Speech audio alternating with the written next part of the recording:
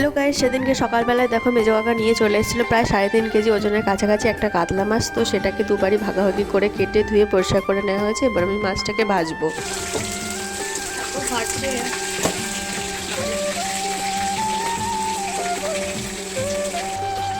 মাথাটা পুরো কড়া কড়া করে ভেজে নিয়েছি।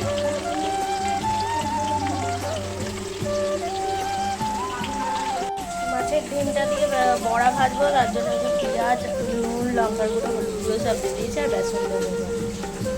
এই যে আমার মাছ সব ভাজা হয়ে গেছে, এতে মাছের ডিমটা মাখিয়ে নিয়েছি, এটা দিয়ে বড়া করতে হবে।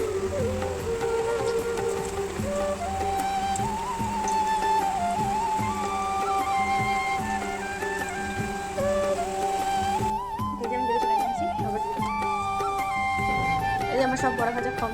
তো আজকে কি রান্না হয়েছে দেখো, এখানে আছে উচ্ছের তরকারি, এটা কি ঘাটকোল না খাটকোল কি একে বলে বাটা, এখানে আছে যে মাছের ডিমের বড়া যেটা ভাজলাম, এখানে আছে মাছের ঝোল মশলা দিয়ে, এখানে আছে টক, আর এই যে আছে কলমি শাক ভাজা।